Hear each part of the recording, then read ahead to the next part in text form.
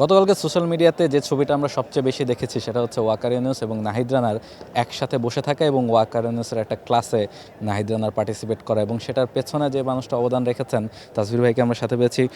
ভাই আসলে ওয়াকারের সাথে নাহিদ রানার যে মিট আপটা এটা আসলে কীভাবে হলো? নাহিদ রানা কি চেয়েছিল তার সঙ্গে দেখা করতে, বা পুরো ব্যাপারটা যদি বলেন। না, অ্যাকচুয়ালি নাহিদ চায় নাই, ব্যাপারটা ওয়াকার ভাই চেয়েছিল। আমাদের পুরো কমেন্ট্রি প্যানেলটা আসার পর থেকে I been spending a lot of time with them. Ramesh ভাই, ওয়াকার ভাই, মাহা ভাই, সবাই they all kept on talking about Nahid, যে বাংলাদেশে they were surprised to see যে 150+ বোলার একজন আছে। আর মানে they were talking about even পাকিস্তানে যখন নাহিদকে the whole world has discovered him in Pakistan test ম্যাচে, ওই সময় Babar was at his prime. So সেই সময় বাবারও নাকি আইসে রামিজ ভাইকে বলছিল যে he is too quick. So ওদের সবার ওই নজরটা নাহিদের উপর সবসময় ছিল। অ্যান্ড এখানেও তার অ্যাভারেজ স্পিড দেখে both of them were very excited. Ramiz ভাইয়ের সাথে আমি ইনফ্যাক্ট দেখা করেছি, বাট রামিজ ভাই প্রেজেন্টেশন ছিল দেখে চলে আসছে। বাট ওয়াকার ভাই actually wanted to have a chat with him. So I thought যে ইয়াং প্লেয়ার নাহিদের মতো, যদি ওয়াকার ভাইয়ের মতো এক্সপিরিয়েন্স একজন campaigner who's a world wide superstar, he is known for his aggression in pace bowling. So মানে he's a fast bowler, pace bowling ও না। So Nahid is one of our fast bowler. So সেই জায়গা থেকে চিন্তা করে I thought why not ওনাদের সাথে, যেহেতু সেও চাচ্ছে কথা বলে দেই।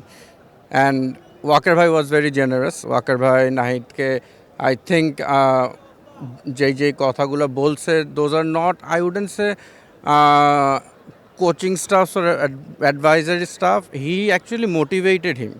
ইভেন নাহিদ যাওয়ার পর ওয়াকার ভাই আমাকে বলছিল যে আমি প্লেয়ারদেরকে কখনো কোচ করার চেষ্টা করি না, আমি তাদেরকে মোটিভেট করার চেষ্টা করি, কারণ এক একজন প্লেয়ার তাদের বোলিংয়ের ধরন, ব্যাটিংয়ের ধরন সব ইন্ডিভিজুয়াল এক একজনের স্টাইলে হয়। সো নাহিদের যেটা, সেই জিনিসটা নিয়ে Nahid should work and make it better.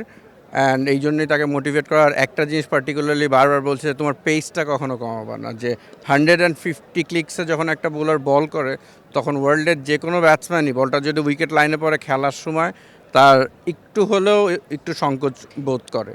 So these are the things that I said. নাহিদও অ্যাগ্রি করছে, ওর ন্যাচারাল সুইং কোনটা এটা নিয়ে কথা বলছে। অ্যান্ড তার নিজের এক্সপিরিয়েন্স থেকে তার ক্যারিয়ারের শুরুতে মানুষ কীভাবে কত কিছু বলার চেষ্টা করছে, সেটা কীভাবে তাকে ইফেক্ট করেছে। সো তার যেগুলো মিস্টেক্স হয়েছে সেগুলো যাতে নাহিদ না করে সেরকম কথা বলেছে, ফিটনেসের ব্যাপারে বলেছে। So he was very impressed with Nahid Rana, and I think it was a good conversation, and I am glad যে এটা হয়েছে। এবং আরেকটা ব্যাপার আমরা দেখেছি যে আর্লি ক্যারিয়ারে তাসকিন আহমেদকেও নিয়ে ওয়াকার একসময় বসেছিলেন, যখন ওয়াকার লাস্ট কোচিং করাতে এসেছিলেন বিপিএলে, এবং সেটা তাসকিন পরবর্তীতে বলেছেন যে তাকে খুব হেল্প করেছে। আপনি যেটা বলছিলেন যে উনি আসলে কোচিং করান না, অনেকটা মোটিভেট করার চেষ্টা করেন, নাহিদ রানাকেও সেটা করার চেষ্টা করছেন। ফলে এইটা আসলে আলটিমেটলি বাংলাদেশের হয়ে ইন্টারন্যাশনাল ক্রিকেট যখন নাহিদ রানা খেলবে, সেটা তো নিশ্চয়ই অনেক বেশি হেল্পফুল হবে। 100%। আমি মানে যখন তাসকিনের সাথে করেছে তখন কিন্তু সে এখানে অ্যাপয়েন্টেড ছিল as a coach. What E did yesterday was just out of the love of the game. যে সে নিজে একজন ফাস্ট বোলার। সে যখন when he in his era he was one of the fastest bowler. So থাকে না, একজন batsman commentator যখন থাকে, তার ব্যাটিং ভালো দেখলে সে ওইটা করে। সো সে যেরকম একজন অনেক অনেক দ্রুতগতির বোলার ছিল, when he sees another guy performing like that 150 ক্লিক্সে bowling করছে, তার নিজের কাছেও আই থিঙ্ক পার্সোনাল একটা পছন্দ চলে আসছে। অ্যান্ড উইথ দ্যাট নাহিদকে যেই কথাগুলো সে বলেছে, যেই সাজেশনগুলো দিয়েছে, I think Nahid also nose he is very mature, he is got a good mature head on his shoulder. So I think Nahid will be in the right track with the proper guidance from our cricket board and our coaching staff. And আমি আবারও বলবো যে Nahid is a asset to us. আমাদের দেশে আমরা একটা সময় fast বোলারই খুঁজে পেতাম না। মার্শাল্লাহ এখন অনেক পেস বোলার আছে, but there is a difference between medium pace bowler and fast bowler. Nahid is a fast bowler. So ওই জিনিসটাই বারবার এমফাসাইজ করছে, he has to stay as a fast bowler, যাতে ব্যাটসম্যানরা ওই ভয়টায় থাকে, সামনে তাকে চার্জ করে খেলতে না পারে। কারণ তুমি 150-এ যখন বল করবা, ওয়ার্ল্ডে খুব কম ব্যাটসম্যানই আসে যে ডাউন দ্য উইকেট এসে তোমাকে মারার চেষ্টা করবে। সো ওইটাই ওকে মেইনলি বলছে। And he just or natural swing কোনটা, কীভাবে লাইন ঠিক করে, রিপিটেশন প্র্যাকটিসে, এগুলো নিয়ে কথা বলছে। So I was just sitting there and listening to their conversation, and it felt good যে ওয়াকার ভাইয়ের মতো এত এক্সপিরিয়েন্স একজন মানুষ তাকে গাইড করছে উইদাউট এনি কোনো bindings, just out of the sake যে সে নিজেও একজন ফাস্ট বোলার ছিল, বাংলাদেশে একজনকে দেখে তার ভালো লাগছে। এক্স্যাক্টলি ভাই, আরেকটা ব্যাপার একটু আসতে চাই যে আপনি এবারের ব্রডকাস্টের সাথে খুব ক্লোজলি কাজ করছেন এবং এবারের ব্রডকাস্ট নিয়ে অনেক বেশি আলোচনা হচ্ছে, স্পেশালি কমেন্ট্রি প্যানেল। বলা হচ্ছে যে one of the best commentary panel বিপিএলের হিস্ট্রিতে।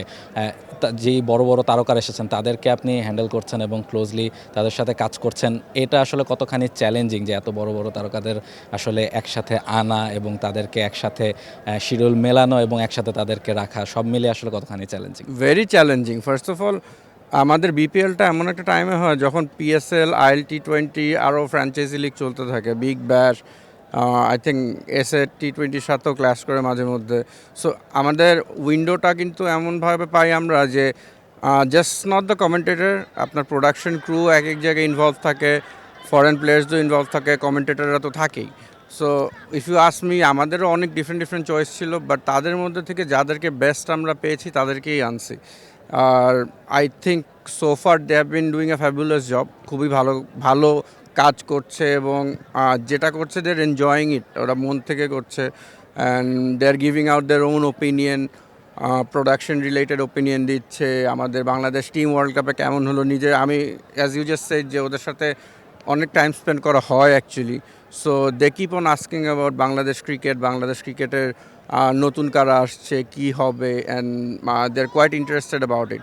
সো হ্যাঁ, ইটস ডিফিকাল্ট ওদেরকে অ্যাকোমোডেট করা এরকম একটা টাইমে যখন আরও অনেকগুলো লিগ চলে, but I think we are blessed enough যে আমরা এরকম একটা ভালো প্যানেল পেয়েছি। And obviously this is not the end, আমরা আরও করতে চাই প্রোডাকশন অ্যান্ড ইভেন আরও বেটার কমেন্ট্রি প্যানেল, আরও বেটার ক্রু, এইভাবে আমরা দর্শকদের কাছে খেলাটা দেখাতে চাই, so that they see such kind of production and understand that Bangladesh has the ability to do something like this. Exactly ভাই, রংপুর রাইডার্স নিয়েও একটু আসতে চাই। রংপুর রাইডার্স পরপর 2 ম্যাচে জিতলো এবং এর আগে 3টা ম্যাচ তাদেরকে হারতে হয়েছে। কোয়ালিফায়ারে যাওয়ার আগে আসলে এই 2টা ম্যাচ জেতা কতখানি কনফিডেন্স দেবে বলে মনে হয়? অনেক ইম্পর্টেন্ট ছিল, ইউ নিড দ্য মোমেন্টাম।